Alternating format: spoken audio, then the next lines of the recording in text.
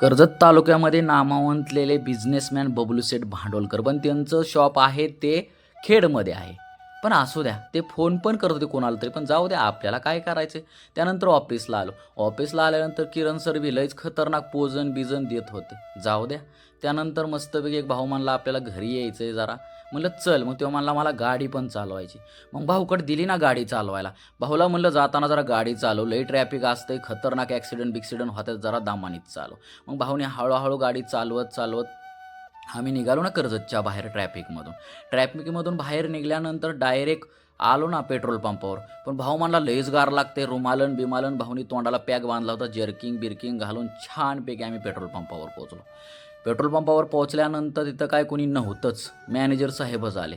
Manager साहेबांनी दुसऱ्या कार्यकर्त्याला बोलवलं, पेट्रोल वगैरे टाकलं, डायरेक्ट राशीनच्या मार्गी निघालो.